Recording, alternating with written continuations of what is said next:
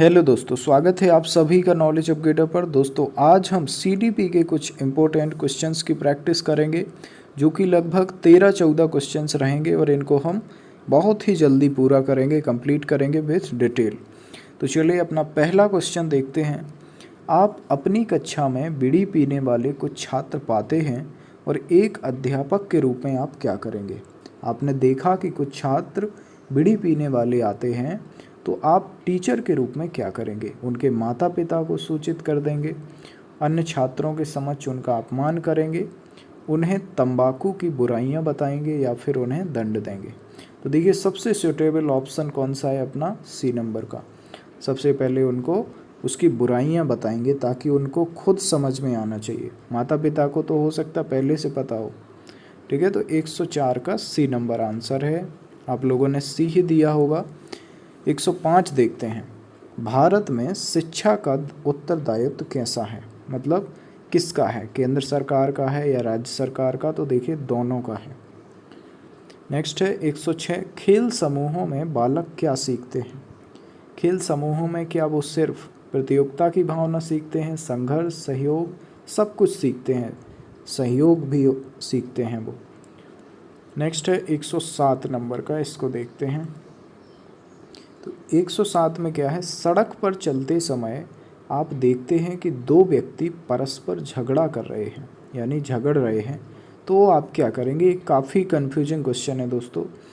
तुरंत पुलिस को इसकी सूचना देंगे, सड़क पर चलते राहगीरों को रोककर झगड़ने वाले व्यक्तियों के झगड़े को समाप्त करेंगे। मतलब जो राहगीर हैं सड़क पर चल रहे हैं उनको बुलाएंगे कि भाई इनको रोकिए।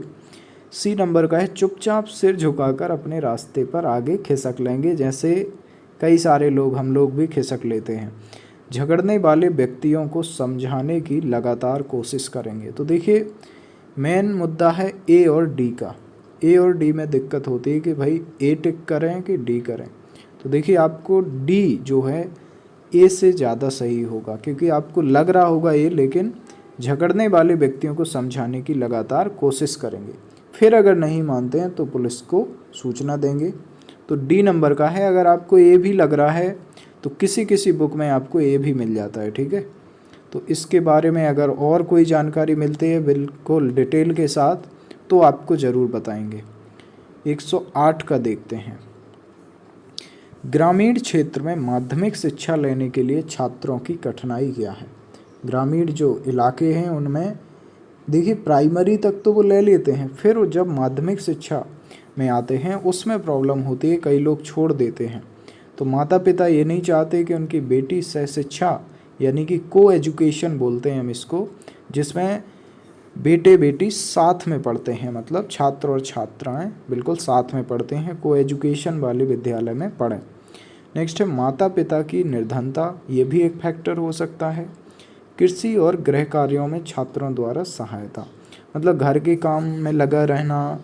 मतलब माता पिता कुछ ये सोचते हैं कि भाई अगर वे पढ़ने जाएगा, स्कूल जाएगी, तो क्या हो सकता है कि मेरा जो काम है उसमें दिक्कत होगी, मेरा काम नहीं बट पाएगा। तो ये सब कुछ क्या है, कृषि और गृह कार्यों में छात्रों द्वारा सहायता लेने का भी एक कारण हो सकता है। तो आप समझ गए होंगे कि देखिए ये में भी कोई दिक्कत नहीं है, बी में भी, सी में भी लगभग सब सही हैं। तो डी नंबर का आंसर सही हो जाएगा।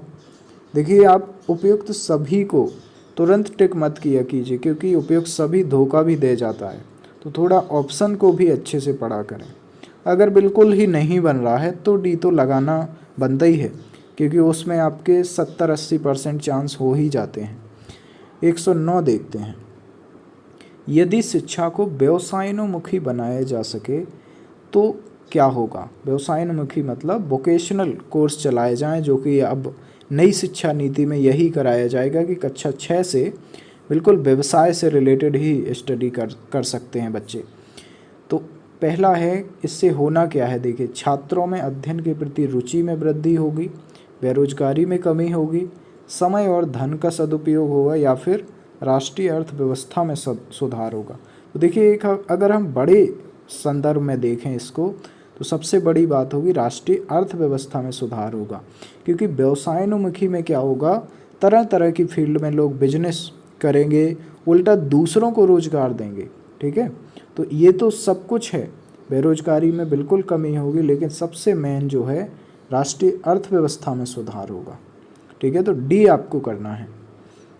मैं अपना मित्र उन्हें बनाना पसंद करता हूँ जो क्या हैं, इसमें देखिए आप भाग्यशाली हों, परिस्थितियों में समायोजन कर सकने में समर्थ हों। समायोजन मतलब एडजस्ट करना, कि अगर दिक्कत है, अच्छे हालात नहीं हैं हमारे, तो भी अपना दोस्त साथ दे, मित्र साथ दे, और अगर काफ़ी अच्छे चल रहे हैं तो भी बना रहे।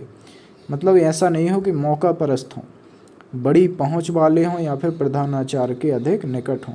तो देखिए टीचर की बात हो रही है, यहाँ पर शिक्षक की बात हो रही है। शिक्षक किसको मित्र बनाएगा? तो परिस्थितियों से समायोजन करने में जो समर्थ हो। B is the correct answer. 110 को हो गया है अपना, 111 को देखते हैं। कक्षा में एकाकी रहने वाले छात्र के साथ आपका अपेक्षित व्यवहार क्या होना चाहिए? स्नेह और उत्साह से परिपूर्ण, तिरस्कार और वितृष्णा से परिपूर्ण, उपेक्षित और अंतर्मुखी। मतलब ये अकेला रहता है तो ये भी अंतर्मुखी है, और यहाँ पर बोला गया है कि हम भी फिर उसके सामने अंतर्मुखी जैसा ही व्यवहार करेंगे। डी नंबर है निंदनीय और प्रताड़नापूर्ण। तो देखिए अगर कोई अकेला सा रहता है, हो सकता है वो किसी परेशानी में हो, डिप्रेशन में हो, या और कोई बात हो, तो आपको कैसे उससे व्यवहार करना चाहिए? स्नेह और उत्साह से परिपूर्ण, ठीक है, ए नंबर का आंसर। कक्षा में मंद गति से सीखने वाले छात्र के सुधार के लिए आप क्या करेंगे? धीमी गति से जो सीखने वाले छात्र हैं उनके सुधार के लिए क्या करेंगे आप? उसे परिश्रम से पढ़ने को कहेंगे, पेरेंट्स को उसकी धीमी प्रगति से परिचित कराएंगे। परिचित हो सकता है पहले से हों अभिभावक, तो इसका तो चांस ही नहीं है। किसी विशेषज्ञ से संपर्क कर राय लेने को कहेंगे, उसे पढ़ाई छोड़ने की सलाह देंगे। तो ये तो कोई हो ही नहीं सकता, सी का भी बहुत कम चांस है। Best option is A. उसे परिश्रम से मतलब और मेहनत करनी चाहिए उसको। 113 देखते हैं। अति क्रियाशील विद्यार्थियों के लिए आवश्यक है कि कक्षा में उन पर अधिक ध्यान दिया जाए। अति क्रियाशील जो विद्यार्थी हैं, कक्षा में उन पर अधिक ध्यान दिया जाए, उनके लिए अलग से एक कक्षा हो, उनके लिए विशेष टीचर की नियुक्ति की जाए, विशेष टीचर अपॉइंट हो, उनके लिए विशेष पाठ्यक्रम बनाया जाए। तो देखिए सबसे बेस्ट ऑप्शन क्या है? कक्षा में उन पर ज़्यादा ध्यान दिया जाए, मतलब टीचर जो है उनसे अलग से भी मिले, क्लास जैसे हो जाए। तो अगर उस विद्यार्थी को कुछ पूछना है तो भी टीचर को सहयोग करना चाहिए, बिल्कुल हमेशा। नेक्स्ट है बच्चों की रचनात्मक प्रतिभा किस में दिखती है? क्रिएटिविटी जो होती है बच्चों में वो कैसे पता चलती है? कक्षा में विचार विमर्श करते हैं जब, वो तब दिखता है। उनकी उपलब्धियों पर उन्हें जब हम अंक देते हैं उससे पता चलता है। अलग हटकर जो सोचने की क्षमता होती है, इसी को बोलते हैं दोस्तों हम आउट ऑफ बॉक्स, है ना। मतलब ऐसा नहीं है कि जो बिल्कुल बंद सोच हो, उससे सभी के समान नहीं, हट के सोचना, थोड़ा आउट ऑफ द बॉक्स। मतलब बॉक्स से ऐसे समझिए आप कि बॉक्स के अंदर मतलब वो हैं जिनके एक से विचार हैं, सबके थॉट्स एक से हैं बिल्कुल। और आउट ऑफ द बॉक्स मतलब जो हट के सोचे, बाहर के लिए। तो अपना क्या होना चाहिए? सी नंबर का आंसर। डी तो हो ही नहीं सकता, चित्रकारी और रंग भरने से क्रिएटिविटी पता नहीं चलती है। छात्रों द्वारा छात्र संघ के चुनाव कराने का दबाव पड़ने पर प्राचार्य के रूप में आप क्या करेंगे? मान लीजिए आप प्रिंसिपल हैं और हमारी शुभकामनाएं हैं कि आप टीचर बनेंगे, उसके बाद प्रिंसिपल भी जल्दी से जल्दी बनेंगे। तो देखिए आप मान लीजिए प्राचार्य ही हैं, अब आप क्या करेंगे? छात्रों द्वारा छात्र संघ के चुनाव कराने का दबाव पड़ने पर, मतलब छात्र संघ कहेगा कि भाई चुनाव कराइए जल्दी से जल्दी, तो चुनाव नहीं होने देंगे। उनकी समस्याओं को जानकर समाधान का प्रयास करेंगे। तो B is the best answer. चलिए तो अपना 116 नंबर का जो क्वेश्चन है दोस्तों, लास्ट क्वेश्चन, इसको करते हैं। छात्र के व्यवसायिक चयन पर उसके माता पिता का प्रभाव पड़ता है। वो किस चीज़ का पड़ता है? व्यवसायिक चयन जो करता है छात्र, उस पर उसके पेरेंट्स का क्या प्रभाव पड़ता है? समाज में उनका क्या पद है, मतलब माता पिता का क्या पद है। उसी तरह छात्र का व्यवसायिक चयन भी होगा उसी के बेस पर। दूसरा ऑप्शन है उनके व्यवहार का, मतलब उनके पेरेंट्स का व्यवहार कैसा है, उनकी आदतें कैसी हैं, उनकी शिक्षा। देखिए व्यवसायिक चयन करने में शिक्षा का काफ़ी ज़्यादा इम्पोर्टेंट रोल होगा, क्योंकि पेरेंट्स को भी जानकारी होगी कि भाई इससे क्या होगा, अगर हमारा बच्चा इस फील्ड में जाएगा तो क्या होगा, आगे क्या इसमें स्कोप है, क्या संभावनाएं हैं, वो बच्चा कर सकता है या नहीं। तो बिल्कुल शिक्षा का सबसे बेस्ट ऑप्शन होगा, आपको भी डी लगना चाहिए। तो चलिए दोस्तों, अपने क्वेश्चंस ख़त्म होते हैं। आप सबको कैसे लगे ये क्वेश्चन? अगर आपको पसंद आई है ये क्लास तो इसको लाइक करें, अपने फ्रेंड्स को शेयर करें। ऐसे ही क्वेश्चन हम डेली आपके लिए करते जाएंगे। चलिए मिलते हैं नेक्स्ट वीडियो में। धन्यवाद।